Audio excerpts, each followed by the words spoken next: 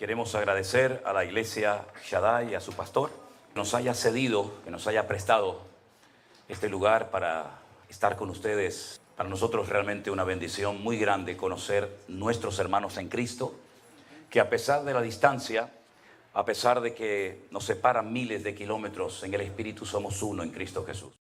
Nosotros venimos de la vieja Europa, del lugar donde salió el Evangelio hace centenares de años. Y salieron de Europa, desde Alemania, desde Inglaterra, desde Irlanda, desde muchos países de Europa, incluido Suiza también, misioneros que fueron por todas partes del mundo llevando el Evangelio. Nosotros que tenemos un idioma en común, que es uno de los idiomas más hablados del mundo después del chino y probablemente también del inglés, tenemos una Biblia que nos une, porque cuando la leemos en el idioma materno, en el idioma que hemos aprendido prácticamente desde nuestra infancia. Y siempre le estaremos tremendamente agradecidos a aquellos hombres que jugándose la vida y en algunos casos dieron su vida para que nosotros tuviéramos en el día de hoy la palabra de Dios en nuestro idioma. Hoy en día es normal que en cualquier casa de cualquier creyente puedan haber 2, 3, 4, 5 o más Biblias, ¿verdad? Si ustedes, por ejemplo, observan los devocionales, y creo que aquí hay alguna gente que ve los devocionales, siempre verán a mis espaldas, en la parte más arriba de la estantería, un montón de Biblias, ¿verdad? Y es que es normal tener hoy en día Biblias en nuestras casas, diferentes versiones, diferentes tamaños, ¿verdad? Y hay tantas que ya uno ya no sabe ni cuál comprar, que si la Biblia de la plenitud, la Biblia del varón, la Biblia de la mujer, la Biblia de este, la Biblia del otro. Y es una bendición el poder tener la palabra de Dios en nuestras manos, en nuestro propio idioma. Pero antaño, no hace mucho tiempo, era un delito, era condenado bajo pena de muerte. Y muchos hermanos nuestros dieron su vida para que pudiéramos tener la palabra de Dios en nuestro propio idioma.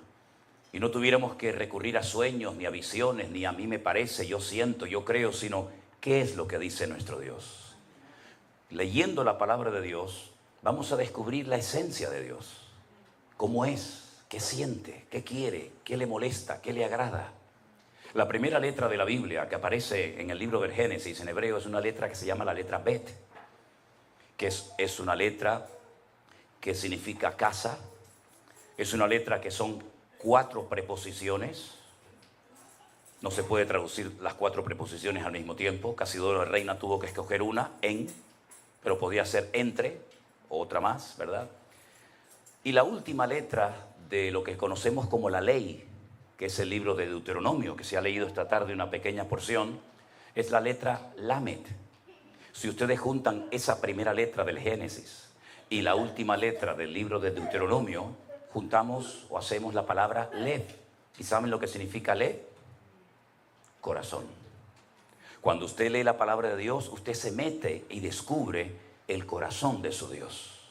No hay nada peor que conocer poco de nuestro Dios y de su palabra. Por eso el énfasis prioritario que le damos a la gente que se ha convertido en este tiempo es que desarrollen su comunión diaria y personal con el Señor. A través de su palabra usted puede conocer las intenciones del corazón de Dios. Y hay muchos ejemplos, no voy a hablar de esto en esta tarde, esto es simplemente una pequeña introducción. Cuando tengan que irse me avisan, porque yo cuando empiezo tengo un problema y es que no sé cuándo terminar. Pero como tengo 8 horas de diferencia, me imagino que estoy en España y juego con un margen de 8 horas, ¿no? Así que discúlpenme si me extiendo demasiado. Pero tenemos casos en la Biblia de personas que nunca leyeron la Biblia. Nunca. No fueron nunca a un culto, no tuvieron un pastor, no iban a la escuela dominical de niños, nunca fueron a ningún campamento cristiano. Pero ellos conocían la esencia de Dios. Por ejemplo, tenemos al joven José. Yo veo que hay jóvenes en esta tarde aquí. Y fíjense que cuando José fue vendido por sus propios hermanos y apareció y dio con sus huesos en Egipto y posteriormente en la cárcel, él nunca había leído la Biblia, no se había escrito ni una letra de la Biblia. Todavía a Moisés faltaban cientos de años para que naciera. Pero cuando a él lo compra un señor llamado Potifar, ¿se acuerdan? Es curioso, ¿no? Para los hermanos era un peligro, para Potifar era una bendición. Qué cosas tan extrañas a veces aparecen en la vida, ¿verdad? Pues dice la Biblia que la esposa de Potifar se enamoró de él y quería mantener relaciones con él. Y entonces él le dijo, ¿cómo voy yo a pecar contra mi Dios? ¿Cómo sabía él que eso era pecado? ¿Dónde estaba escrito?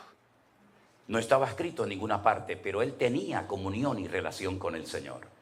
Y cuando tú tienes comunión y relación con el Señor, tú conoces el corazón de tu Dios, ¿sí o no? Él no necesitaba leer la Biblia. Cuando el Señor le dijo a Abraham, sal de tu tierra y de tu parentela, él no dijo, ¿me habré inventado esta voz? ¿Será producto de mi imaginación? No le voy a hacer caso a esta voz. Él sabía que era Dios el que lo estaba llamando. Y lo dejó todo, dice la Biblia, sin saber a dónde iba. Tiempo más tarde, cuando tiene un hijo, la Biblia dice que el Señor le pide en sacrificio a su hijo. Y él podía haber dicho, Señor, ¿me lo prometiste? ¿Me lo diste? Y ahora me lo pides en sacrificio. No puede ser la voz de Dios. Dios nunca le ha pedido a nadie el sacrificio de un hijo. Pero él no cuestionó a Dios. Él caminó 3 días sin parar desde Beersheba, al sur de Israel, hasta Jerusalén, el monte Moriah, para sacrificar a su hijo. Porque él sabía que el Dios que lo había llamado de Ur de los Caldeos para ir a la tierra prometida, era el mismo Dios que ahora le estaba pidiendo a su hijo que lo sacrificara sobre un altar en el monte Moriah. ¿Cómo lo sabía? Por la comunión, por la relación que tenía con el Señor.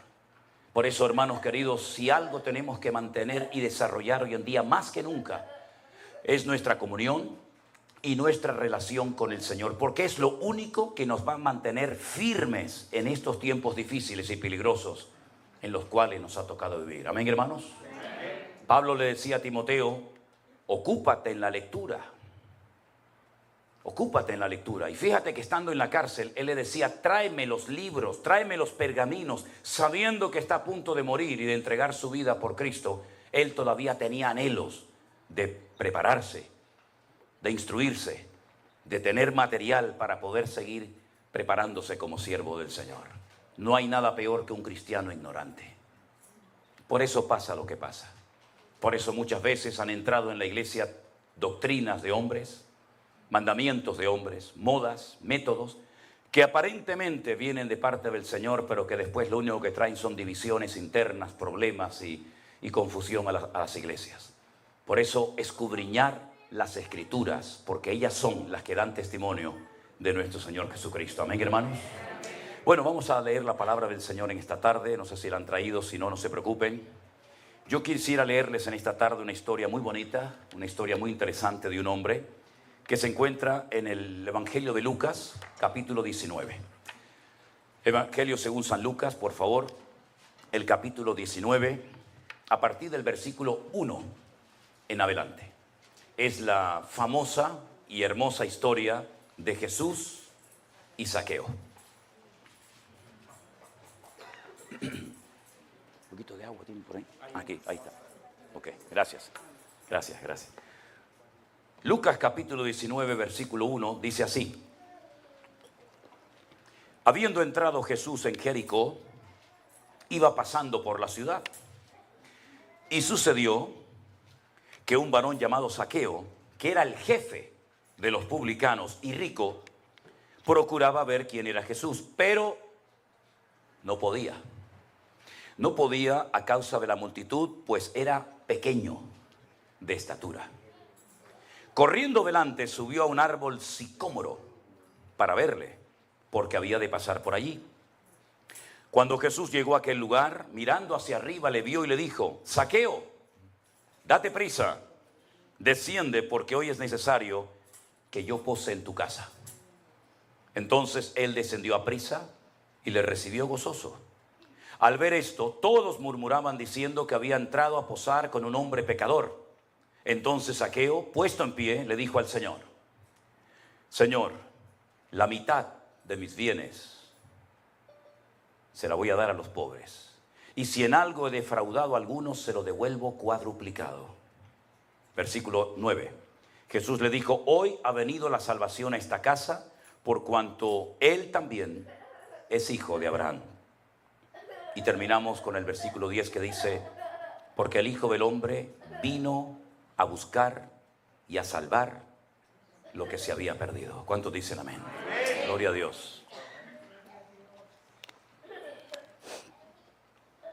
Cuando el pueblo de Israel sale de la esclavitud en Egipto, después de casi 400 y pico de años de esclavitud allí, y lograron salir a través de Moisés, como bien saben ustedes, en la noche que celebraron por primera vez la fiesta de Pesaj o de la Pascua, estuvieron a punto de llegar a la tierra prometida y tomar posesión de aquel país virgen que era para ellos. Pero dice que por desobediencia y por incredulidad no pudieron entrar a tomar posesión de la tierra. Se quejaron, ¿se acuerdan? Lloraron amargamente en sus tiendas. Moisés había mandado un hombre de cada tribu, en total 12. La palabra que aparece ahí no es la palabra espías, sino la palabra exploradores. Vayan y gócense y disfruten del país tan lindo y tan hermoso que el Señor nos ha entregado. Están 40 días reconociendo el país.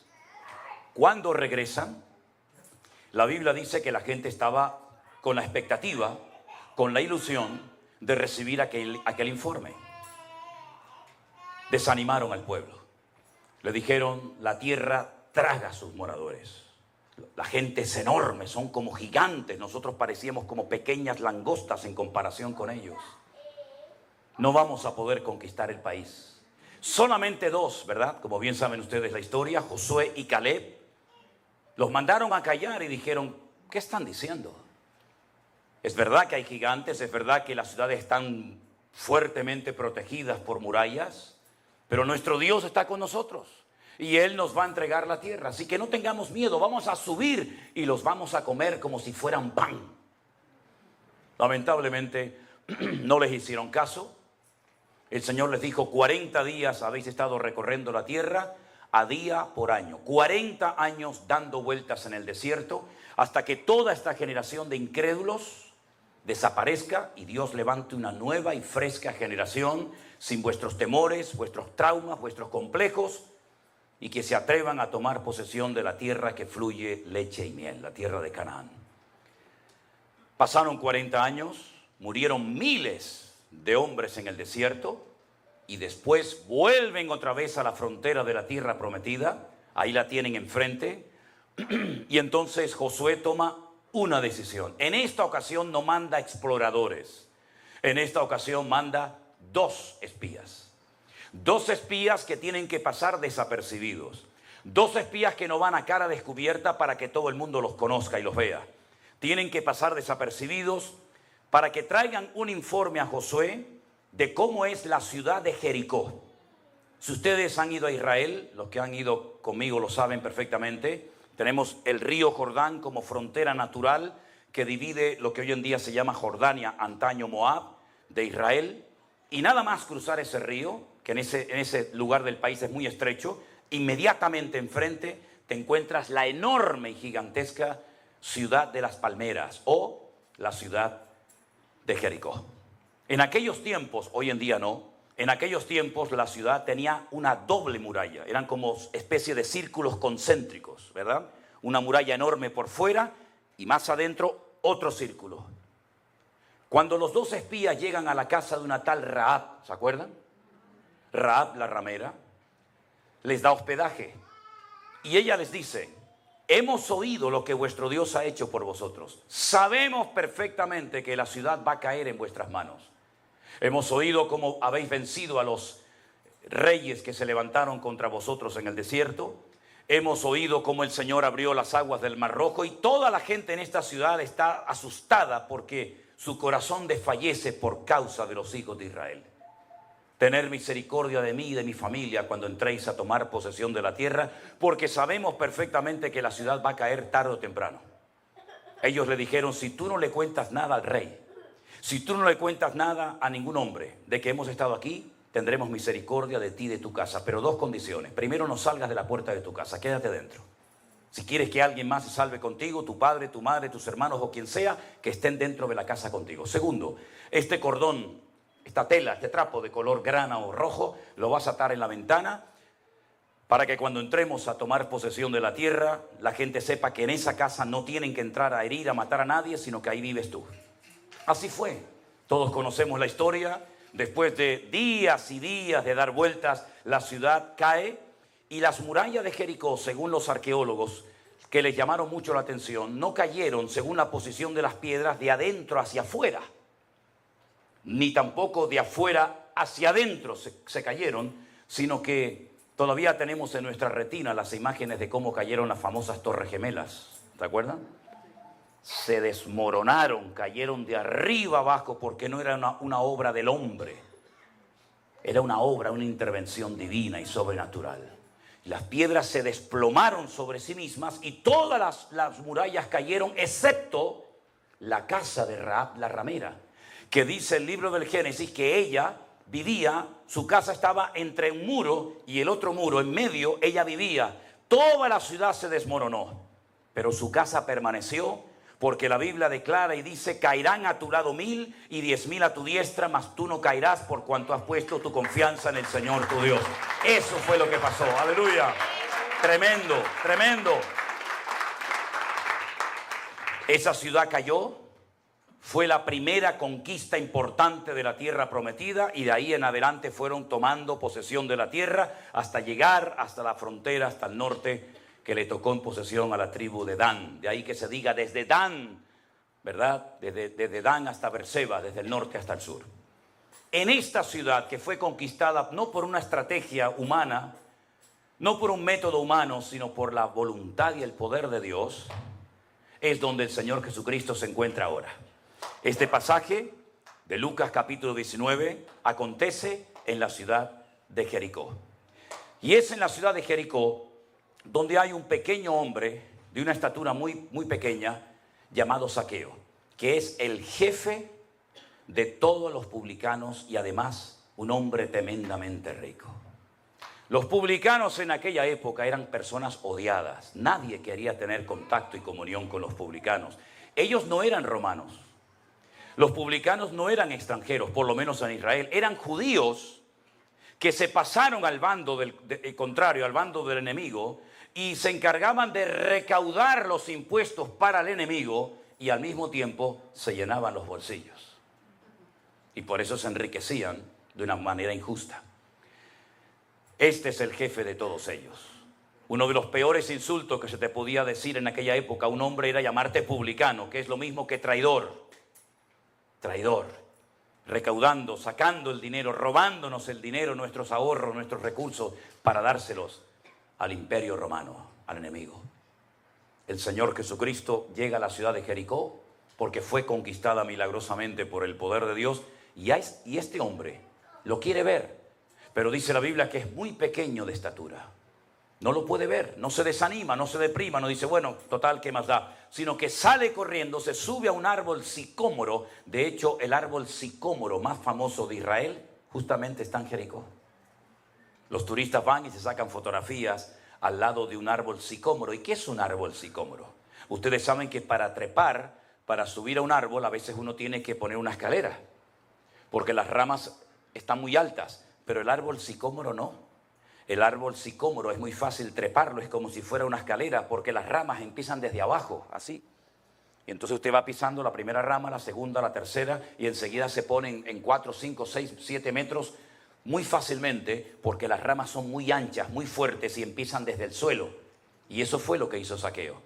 Trepa a lo alto del árbol sicómoro para ver el rostro, para conocer al Señor Jesucristo, que ya en aquellos tiempos era muy famoso, porque él se dirigía a Jerusalén. No se olviden, el camino que va de Jericó hasta Jerusalén son 35 kilómetros.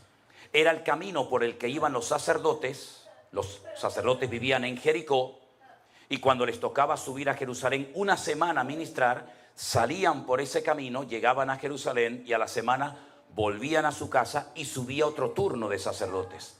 Se conocía como el camino de la sangre, porque la gente sabía que los peregrinos iban con sus diezmos, con sus ofrendas, con sus aportaciones a la casa de Dios, y entonces los ladrones se apostaban en el camino para saltearlos. La famosa historia del samaritano, ¿se acuerdan? El buen samaritano, ¿dónde se lleva a cabo? Ese hombre que es herido, que casi lo matan, en el camino que desciende de Jerusalén hasta Jericó. Zaqueo lo que hace es que está esperando pacientemente para ver el rostro del Señor Jesucristo, y para sorpresa de él, Jesús nos sigue de largo, sino que se detiene al pie del árbol y le dice, Zaqueo. Fijaros que lo llamó por su propio nombre. Es que nuestro Dios conoce absolutamente todo. No le tuvo que decir, ¿qué haces allá arriba? ¿Cómo te llamas? ¿Cuánto tiempo llevas allá arriba? Es que lo que nadie sabe y conoce en esta vida, nuestro Dios lo conoce perfectamente. Él nos conoce desde el vientre de nuestra madre. Él sabía que tú ibas a nacer. No es casualidad que tú hayas nacido.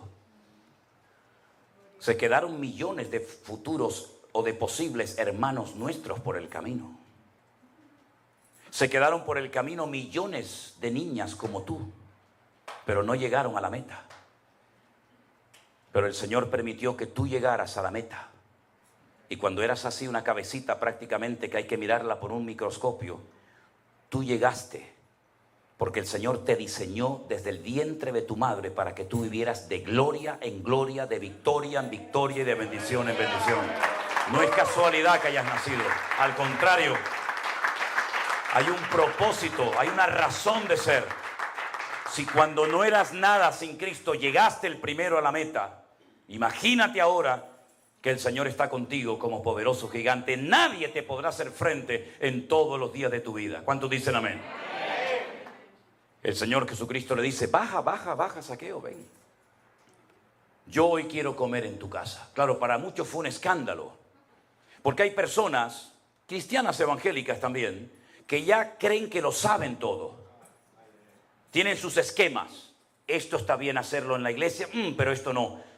Porque te educaron, te criaron como que tú eres el que controlas. Tú eres el que sabes. Y entonces, en cuanto se sale el programa del protocolo o del horario, o el predicador no sé qué, o el músico, enseguida nos ponemos nerviosos. Y por eso muchas personas en la época del Señor Jesucristo se ponían nerviosos cuando, por ejemplo, veían que iba a entrar a la casa de un publicano, de un traidor. Porque no les cabía en la cabeza que el Señor, si era tan santo y tan sabio, entrara a comer a casa de un pecador. Pero ¿para qué vino el Señor Jesucristo a este mundo, mi hermano? ¿Para darle una palmadita en la espalda a los religiosos y que sigan con su fariseísmo y con su hipocresía? ¿O Él vino a buscar y a salvar lo que se había perdido? Porque es muy fácil ser cristiano aquí adentro. Pero es que yo he visto un montón de gente durmiendo ahí en la vereda de esta calle que de alguna manera habrá que ir a alcanzarlos para Cristo, o por lo menos evangelizarlos en algún momento. Pero no le lleve una Biblia a un muchacho que está enganchado a la droga, a la heroína, a la cocaína, al crack, que está pasando frío, hambre. No le lleve una Biblia porque no le va a servir de nada. Llévele un pan, llévele un café con leche y después le regala la Biblia. Primero vaya a lo natural y luego vaya a lo espiritual. Pero si va a lo espiritual, una persona que está enganchado al mundo, que el diablo lo tiene en sus manos, la Biblia en ese momento ni siquiera la va a apreciar. Lo que va a utilizarla es arrancando la Biblia para hacerse canutos de marihuana y fumárselos, como muchas veces ha sucedido. Entonces Jesús entra en la casa de Zaqueo, el publicano, porque es la persona más representativa de la ciudad en cuanto a los pecadores se refiere. Ahora, fíjese qué interesante, ocurren cosas que si usted no conoce un poquito la ley del Antiguo Testamento le van a resultar sorprendentes.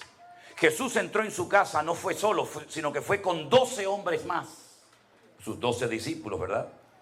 No abre la boca en ningún momento, no dice absolutamente nada, no le reprocha a Zaqueo absolutamente nada. Nosotros a veces, algunos cristianos tienen la manía, la mala costumbre de cuando entra un pecador a la iglesia, una persona de la calle, queremos en 5 minutos cambiarle la vida. Y no lo bautizamos ahí mismo porque no hay posibilidad, si no hasta lo harían. Que si huele mal, que si lleva una virgen o un crucifijo colgado en el cuello, que si va en sandalias o descalzo.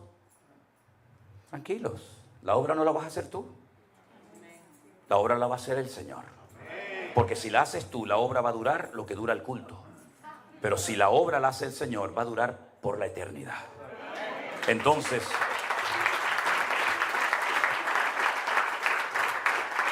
el Señor Jesucristo no abrió la boca. Podía haber dicho, Zaqueo, parece mentira. Somos judíos, has ido a la sinagoga desde niño, estás circuncidado como buen judío que eres y te has dedicado a servir al enemigo. ¿Qué has hecho con tu vida? La has tirado por la borda. No abrió la boca.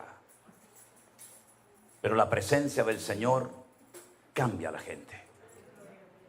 Y entonces hay un momento en la comida que Zaqueo, dice versículo 8, se pone de pie. Cuando una persona en la Biblia se pone de pie, es porque va a decir algo importante. Era la forma de la época. No había micrófono, no había megafonía. Entonces un hombre y una mujer se ponía de pie y todo el mundo guardaba silencio, porque algo importante va a decir. Él se pone en pie y dice, Señor. Lo llama Señor. En hebreo hay dos palabras para la palabra Señor. Una es la palabra Baal. Sí, Baal. La del ídolo. Sí, Baal. Baal significa Señor. Lo que sería el Señor en minúscula para nosotros. ¿Me explico? En hebreo no existen mayúsculas y minúsculas. Baal es Señor. Por eso dice que Sara llamaba a Abraham mi Señor. Baalí. Pero la otra palabra que solamente se emplea para el Señor Dios Todopoderoso es la palabra Adonai o Adoní, que es mi Señor. Y si usted lee el Nuevo Testamento en la versión hebrea, dice Adoní, mi Señor, no Baal, sino Adoní, lo está reconociendo como el Señor. Luego ya empezamos bien. Le llama Señor, lo reconoce como el Señor, lo reconoce como el Creador, lo reconoce como el amo de su vida y entonces añade la siguiente expresión. Señor, la mitad de mis bienes se la voy a dar a los pobres, la mitad. Imagínate tú, saca cuenta de todo lo que tienes y dice, bueno, tengo $1.000.000 en cosas. La mayoría de ustedes tienen eso, ¿no? La mitad, $500.000 se lo voy a dar a los pobres, pero es que no te lo van a devolver. Es que no lo puedes dar con intereses. Bueno, es una inversión. Les doy $500.000 y recibo a los 6 meses 700.000. No. Se lo voy a dar desinteresadamente. La mitad de mi patrimonio se lo voy a dar a los pobres. Algunos dirán, pero esto es una locura. ¿Qué le pasó a este hombre? Es que cuando Cristo entra en un hogar, uno hace locuras para el Señor. La mitad de mis bienes se la voy a dar a los pobres. Y escucha, y si en algo he defraudado, tú sabes que has defraudado, Zaqueo. Tú sabes que esa riqueza no vino de trabajar. Muy poca gente se hace rica trabajando, ¿eh? Discúlpenme. En España. Aquí no. Aquí yo sé que trabajan y todo el mundo se hace rico. Ya. Vienes con una mano delante y una mano detrás y en un año eres millonario. Ya. Y yo me chupo el dedo, como decimos ahí en España, ¿no? También, ¿eh? Si en algo defraudado, y era para decirte, pero ¿cómo no vas a defraudar, querido? Si la casa que tienes, la ropa que tienes, todo el patrimonio que tienes, ¿de dónde rayo lo has sacado, mijo? Si te has enriquecido a costa de la gente abusando de tu autoridad, porque eres el jefe de todos los publicanos. Si los publicanos ya eran ricos y tenían capacidad económica, imagínate el jefe de todos ellos, ¿verdad? Si en algo defraudado se lo devolveré cuadruplicado. Y ahora aquí tengo que pararme a dar una pequeña explicación. La ley de Moisés, la ley que el Señor le dio al pueblo de Israel en el monte Sinaí, dentro de los 613 mandamientos que tienen, 613, hay uno que decía que cuando una persona robaba algo, no era suficiente con pedirte perdón. No era suficiente con devolverte lo que te he robado. El Señor va mucho más allá y dice, pides perdón, devuelves lo que has robado y le das 4 veces más de lo que has robado. Tienes que demostrar que estás arrepentido. Porque si usted a mí, hermano, me ha robado y usted viene a mí y me dice, pastor, hermano, hermana, discúlpeme, quiero pedirle perdón porque el otro día le robé. Yo digo, sí, yo te perdono, pero dame lo que me robaste. Cristianos sí, pero tontos no. No te pases. Me robaste el otro día esto, me lo das. Yo te perdono siempre, pero no te pases un pelo conmigo. Me devuelves. Y en el cristianismo, Santas Pascuas. En el judaísmo no. En el judaísmo me devuelves, me pides perdón y me das 4 veces más. Es decir, que si el otro día fuiste al campo y te gustó una vaca que yo tenía allí en el campo, me la devuelves y me das 4 más. Y tú dices, pero ¿esto quién lo hace? El que verdaderamente está arrepentido. Es lo que decía Juan el Bautista. ¿Se quieren bautizar? Claro, porque ahora todo el mundo lo hace, es la moda. Haced frutos dignos de arrepentimiento. Demostradme que estáis arrepentidos. No es suficiente con decir, por mi culpa, por mi grandísima culpa, yo pecador me confieso. No, eso ya no vale, eso era antes. Ahora tienes que demostrar que usted está arrepentido. Me das lo mío, me pides perdón y me das 4 veces más.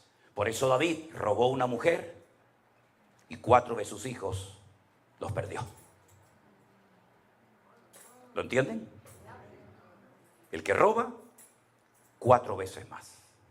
Ay, amigo, esto es serio, ¿eh? Es que el cristianismo es para hombres, no es para mequetrefes. No es para... ¿Verdad? No, esto es un esfuerzo que con la ayuda del Señor lo podremos hacer, solo no.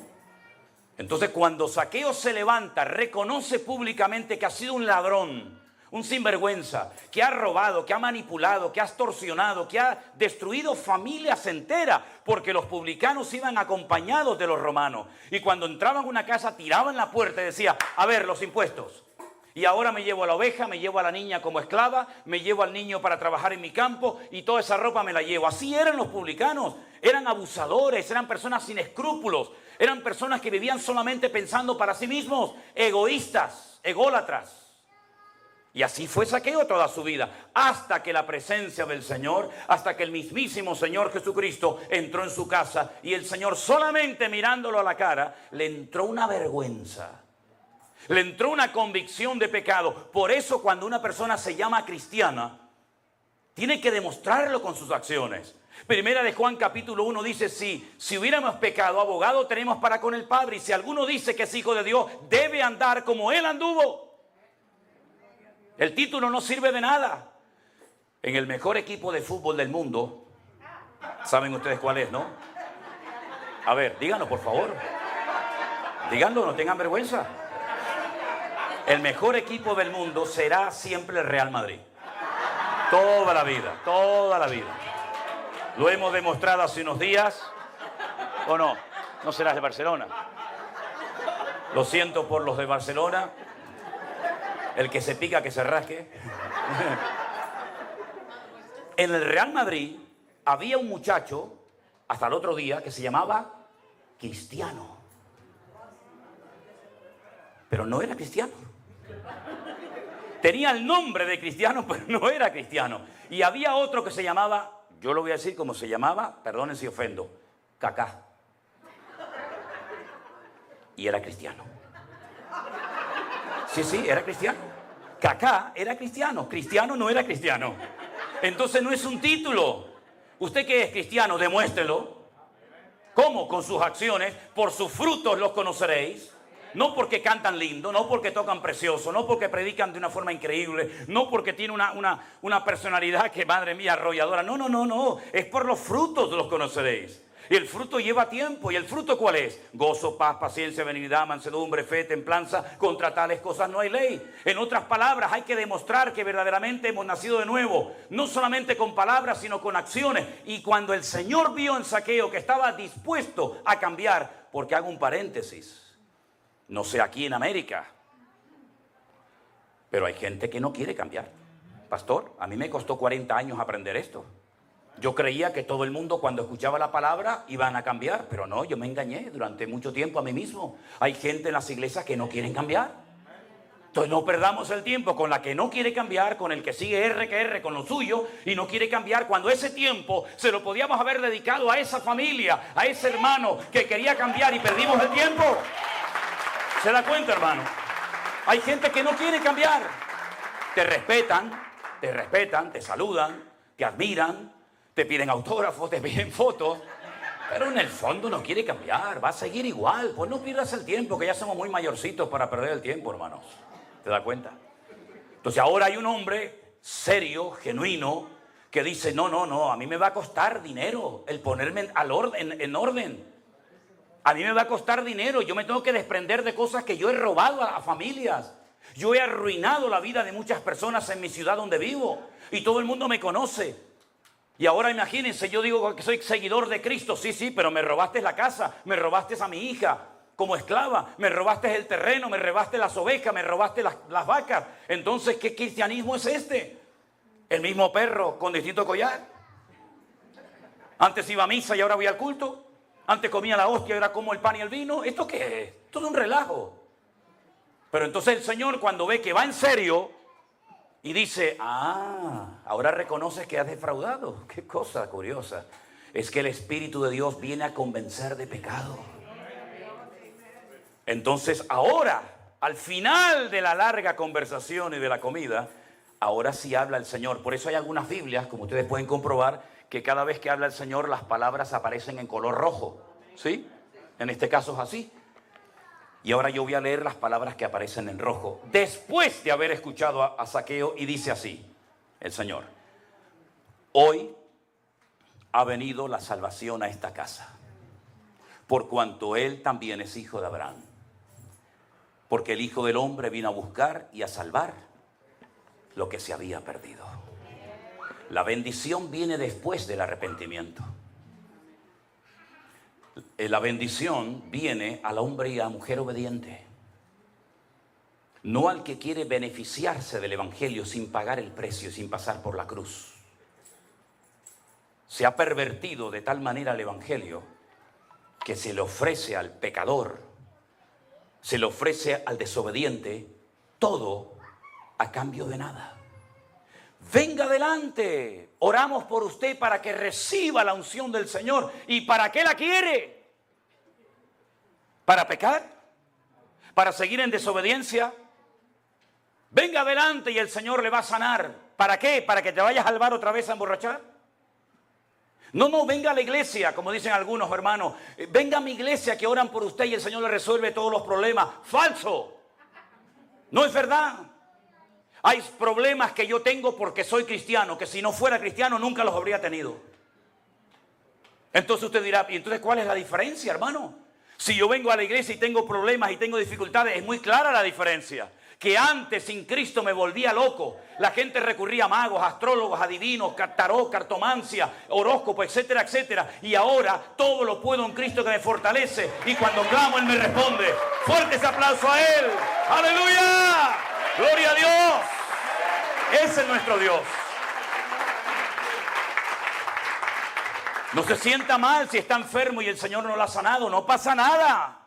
No pasa nada. Aunque te sanara, te vas a morir igual. ¿O no? Porque a mí me hace gracia. Todo el mundo quiere ir al cielo, pero nadie se quiere morir. Pues para ir al cielo hay que morirse, mijo. A menos que el Señor nos lleve en el rapto, que no sé si estaremos allí. ¿Verdad? Oye, yo conozco un hombre, y usted también lo sabe de quién estoy hablando. En una semana enterró a los 7 hijos. Eso tiene que ser terrible, hermano. Terrible. 7 muchachos enterrados en una semana. No te quedó ni uno. Y los animales, y las cosechas. Y hasta la mujer se le puso en contra. Y le dijo, muérete de una vez y maldice a Dios. Y los amigos vinieron más que para animarlo, para hundirlo más todavía de lo que estaba. ¿Verdad?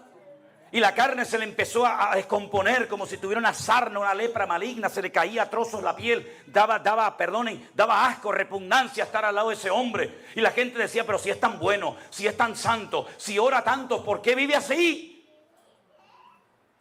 Y cuando peor estaba, se levanta y dice, ¿saben una cosa? Aunque mi Dios me mate, no voy a dejar de adorarlo. Porque yo sé que mi Redentor está vivo y yo lo veré a Él con mis propios ojos. ¡Aleluya! Esa es un hombre de fe y de autoridad y de madurez en el Señor. Y ese es el cristianismo que hoy en día se necesita ver en las iglesias hoy en día. No gente que ante cualquier cosa ya se cambian de iglesia. No gente que como Dios no me ha sanado, yo me enfado con Dios. Y hay que ser ignorante para enfadarse con un Dios tan bueno. Porque hay una cosa que yo nunca lograré entender, por lo menos en esta vida. Y es que el hecho de enamorarnos nosotros de Dios es lógico. ¿Cómo no se va a enamorar uno de un Dios tan bueno, tan misericordioso como el que tenemos? Que me ayuda, me bendice, me levanta, me restauró. ¿Cómo no me voy yo a enamorar de Él? Pero lo que no entiendo, mis queridos hermanos, es cómo Él se enamoró de nosotros. Eso es lo que yo no entiendo. Sinceramente es como cuando uno ve esos bellezones de mujer que se casan con un tío tan feo que yo digo, ¿pero qué le vio? ¿Qué le vio? Pero si esta mujer podía llevarse al que quisiera. Eso fue lo que hizo. Pues el Señor escogió a lo vil, a lo menospreciado, al mentiroso, al borracho, al desobediente, al traidor, al fornicario, porque de tal manera amó Dios al mundo que ha dado a su Hijo unigénito para que todo aquel que crea en Él no se pierda, mas tenga vida eterna. Apláudale fuerte al Rey. A Él la gloria. Aleluya. Aleluya. Zaqueo, ¿quién iba a ser amigo de Zaqueo? ¿Quién se iba a meter en la casa de este desgraciado? Solamente el Dios de amor. Y le cambió la vida, como nos la cambió a nosotros. Y por eso cuando yo entendí esto, cuando yo fui por primera vez en mi vida a una iglesia evangélica y comencé a ir, y un día y otro día, y un domingo y otro domingo, y mi padre, que siempre se pegó años preguntándome: Manolo, ¿tú qué vas a hacer en la vida? ¿Tú qué vas a hacer? Me estás con tus coches, con tus motos, con tus bicicletas y con tus historias. ¿Tú qué vas a hacer en la vida? Yo decía: lo estoy pensando, papá. Cuando yo un día le dije a mi padre: quiero hablar contigo, papá, y me encerró en la habitación y me dijo: a ver, siéntate ahí. ¿Qué me quieres decir? Digo: papá, ya sé lo que quiero hacer en la vida. Y me dice: hombre, bendito sea Dios. No se persignó porque era cristiano, si no se hubiera persignado en aquel momento. Y le digo: papá, yo quiero servir al Señor, quiero ser pastor. Me dio una bofetada con la mano abierta que no me dobló la cabeza de milagro. Me dijo: ¿cómo? Tú, pastor, hazme el favor, hombre. Esto es una cosa muy seria. No me hagas pasar vergüenza con los hermanos de la iglesia. Tú no sirves para esto. Y me empezó a dar ahí un sermón, ¿verdad? Con 18 puntos, conclusión, ¿verdad? Y todo lo que quiera. Pero yo estaba convencido de que si esto es verdad, si este libro que lo escribió o lo inspiró el Espíritu Santo, que es matemáticamente perfecto, cuando Cristóbal Colón se levantaba por la mañana y se fue al rey Fernando de Castilla, Fernando de Aragón, Isabel de Castilla, y le dijo: majestades, quiero que me financien un viaje. ¿A dónde vas? Dice: voy a descubrir un nuevo mundo, un continente. Y le dijeron: ¿pero a dónde vas, tarado? ¿Dónde vas? ¿Qué nuevo mundo?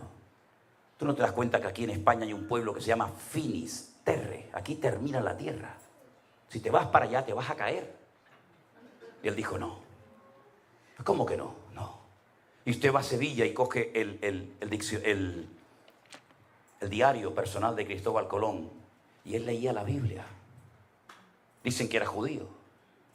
Y leían Isaías: el Señor, Dios Todopoderoso, Jehová de los ejércitos, está sentado sobre el círculo de la tierra. Y la gente decía: no es plana. Él decía: no, es un círculo. Porque si fuera plana, veríamos constantemente el sol ir de un lugar a otro. Pero cuando sale por el este y se oculta por el oeste, y mañana me levanto y lo vuelvo a ver por allí, tiene que ser redonda la tierra. Si fuera plana, siempre lo veríamos de un lado para otro. La tierra es redonda, majestad, porque la Biblia lo dice. Y cuando encontramos en la palabra de Dios consejos para la familia, para los solteros, las viudas, los casados, para todo el mundo. Cuando yo descubrí que Dios había hecho hombre, se había hecho carne, y había muerto por mí en una cruz y habían metido en una tumba. Y bueno, pues fue muy bueno. Y ahí terminó. No. Ahí es cuando empezó todo. Al tercer día dice la Biblia que fueron a buscarlo y no estaba, la tumba estaba vacía. Y no es que habían robado el cuerpo, no es que se habían equivocado de tumba, no, sino que había resucitado, dice la Biblia. Y la piedra no se movió para que él pudiera salir, sino cómo va a salir. No. La piedra no se movió para eso. La piedra se movió para que tú entres y veas que la tumba está vacía. Cuando yo entendí eso, yo dije: Dios mío, esto es increíble. Que Dios murió por mí, que lo metieron en una tumba. Yo he estado docenas de veces en la tumba donde Jesús estuvo enterrado, allí en Jerusalén. Y nunca olvidaré cuando un día, dentro de la cueva donde José de Arimatea la había labrado para prepararse su sepultura y la de su familia, una hermana me dice: pero hermano, ¿qué venimos a ver aquí? Y le digo: aquí, nada. Me dice: ¿cómo que nada? Digo, ¿se imagina que estuviera ocupada? ¿Se imagina? Yo le puedo llevar al que quieran a la tumba del rey David. Digo, mira, ahí está David Hamelech, el rey de Israel, el dulce cantor de Israel. Venga, te voy a enseñar la tumba de Abraham. ¿Quieres ver la tumba de Adán y Eva? ¿Quieres ver la tumba del patriarca Jacob, Isaac? Ven, te la enseño. ¿Quieres ver dónde está enterrada Raquel? ¿Quieres ver dónde está encerrado Zacarías? Yo te llevo. ¿Quieres ver la tumba de José? Pero la tumba de Jesús está vacía. Cuando yo dije, si esto es verdad, se lo tengo que contar a todo el mundo. Porque no todo el mundo sabe esta historia. Saben la historia de Semana Santa, de la religión muerta y vacía. Que tienen que llevarlo a cuestas. Que tienen que sacarlo y meterlo cuando no llueve. Porque cuando llueve, cuidado que se mojan y se echan a perder las estatuas. Tuvimos hace poco en una de las 7 islas Canarias, en una pequeñita que se llama La Palma, un volcán que hacía 50 años que no explotaba. Así, de la noche a la mañana, en décimas de segundo, ¡pum!, explotó el volcán. 3.000 casas las destruyó en pocos días. Carreteras, colegios, fincas, terrenos, invernaderos. No destruyó toda la isla por la gracia y la misericordia de Dios. Como el volcán en las Islas Canarias va muy lento y más o menos se puede prever el recorrido que va a hacer hasta que llega al mar, sabían que el volcán, que explotó más o menos como a la mitad de la isla, iba en dirección a un pueblo. No recuerdo ahora mismo Todoque, creo que se llama así el pueblo. Y entonces dijeron, uy, cuando llegue el volcán al pueblo va a destruir la iglesia del pueblo. Y entonces la gente salió corriendo a las iglesias, bajaron al San Pancracio, bajaron a la Virgen de no sé qué, bajaron al otro que estaba clavado en la cruz y veías a la gente corriendo por las calles con los muñecos a cuesta. Y yo decía, Dios mío, pero si ahora tienen una oportunidad extraordinaria para demostrarle a todo el mundo y a las Islas Canarias, no se preocupen, a mí no me tiene que cargar nadie, yo voy a parar el volcán, conmigo no puede porque yo soy Dios, somos dioses. Tienen ojos y no ven, tienen boca y no hablan, tienen pies y no caminan, tienen oídos y no oyen, y semejantes a ellos son los que los adoran.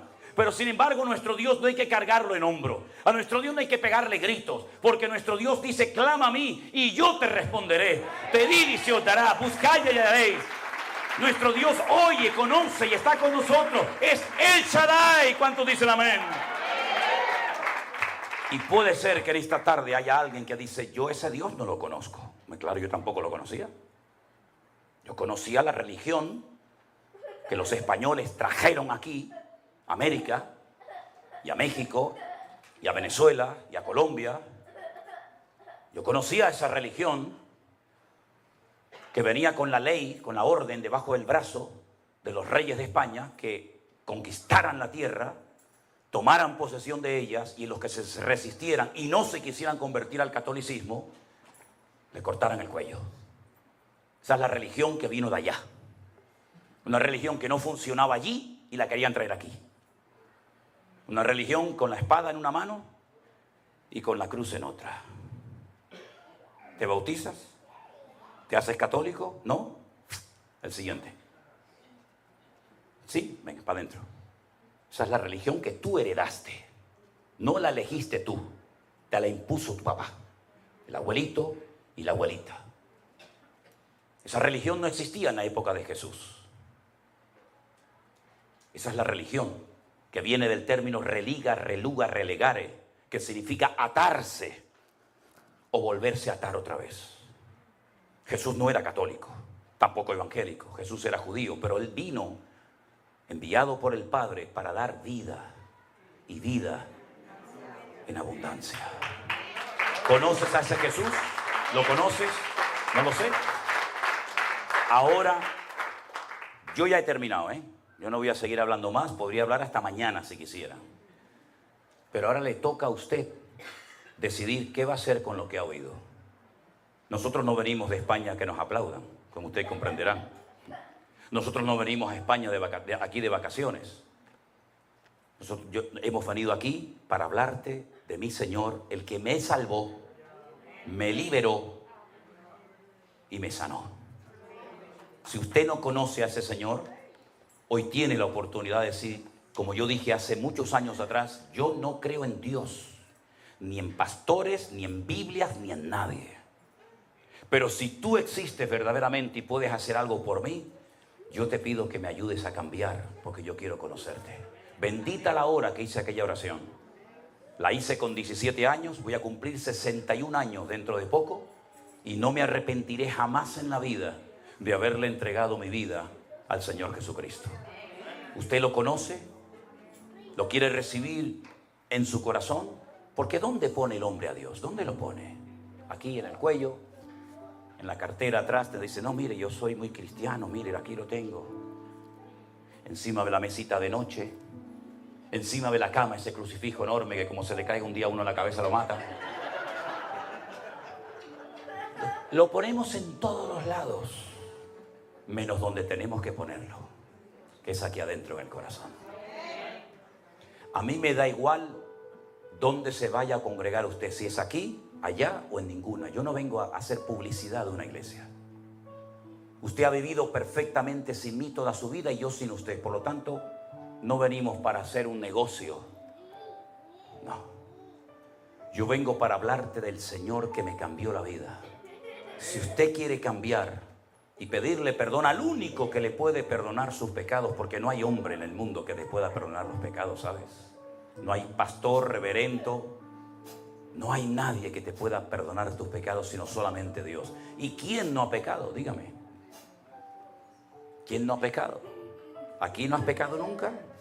A lo mejor has hecho cosas que ni tu mujer sabe que las hiciste, o tu marido, o tu hijo, o tu padre. Pero Dios es un Dios de amor que dio su vida en la cruz por ti, para que si hoy tú quieres conocerle, lo puedas conocer y empezar tu vida nueva. Cierra tus ojos ahí donde estás, mi querido hermano. Yo quiero preguntar en esta tarde, ¿hay entre nosotros alguna persona que nunca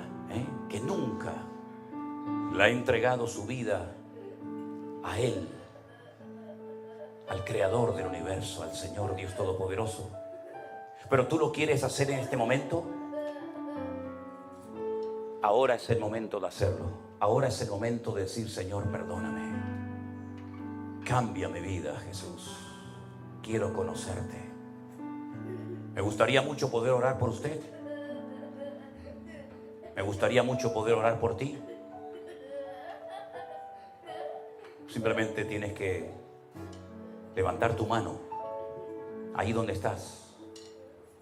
Dios le bendiga. Dios le bendiga. Dios le bendiga. Dios le bendiga. Amén. Dios te bendiga a ti también. Gloria a Dios. Este es el momento más importante de esta reunión.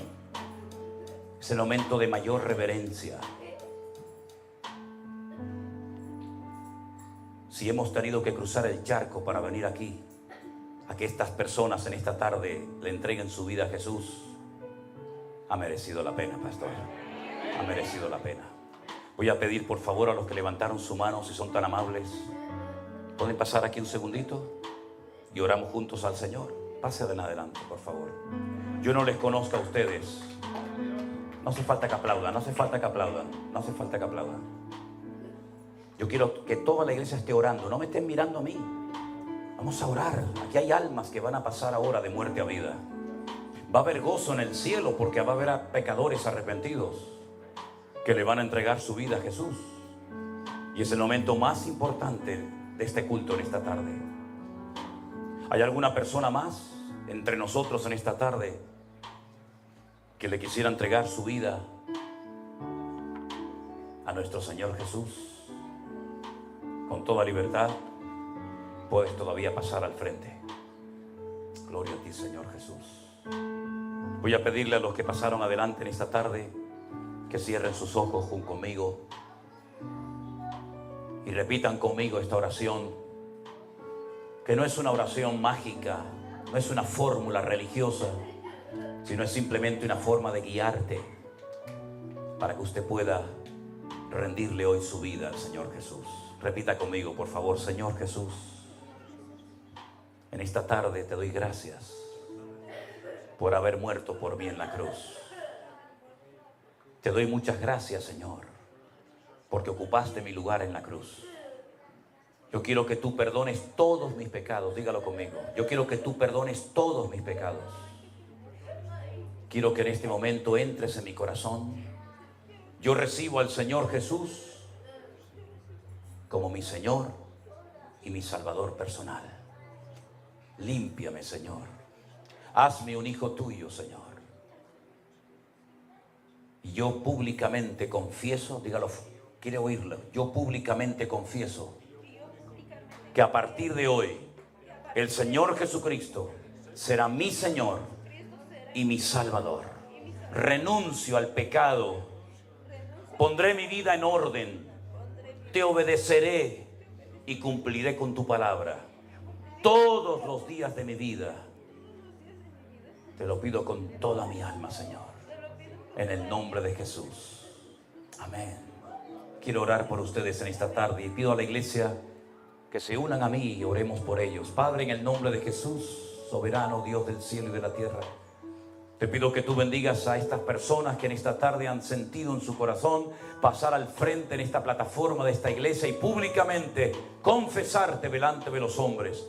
Tu palabra, tu promesa dice que cuando alguien en la tierra te confiesa delante de los hombres, tú también le confesarás en aquel día delante de tu Padre, Señor. Pero también dice tu palabra que todo aquel que se avergonzare de ti en la tierra y no se atreva a confesarte, tú también te avergonzarás de él en la otra vida. Pero gracias, Señor, porque hoy hay gozo en los cielos. Por cada pecador, por cada alma que se rinde, por cada persona que se entrega a Jesús, hay gozo en el cielo. Y 4 nombres más serán hoy inscritos en el libro de la vida. Y así iremos por todas las naciones de la tierra predicando el evangelio de nuestro Señor Jesucristo. Y veremos vidas cambiadas, veremos vidas transformadas, veremos vidas libres, llenas del gozo y de la paz del Señor. Porque tú has venido, Dios mío, para deshacer las obras del diablo y para darnos vida y vida en abundancia, Padre mío. Y en esta tarde te damos la gloria y la honra por este privilegio que nos has dado de llevar almas nuevas a tus pies. Recibe toda la gloria y toda la honra, Señor, y te damos gracias porque sabemos que tú haces una obra perfecta y completa en las vidas, y por eso, Señor, te diremos: tú eres bueno y para siempre tu misericordia. Ahora sí, dele ese fuerte aplauso al Señor con toda su alma y con todo su corazón, al que vive, al que reina por los siglos de los siglos.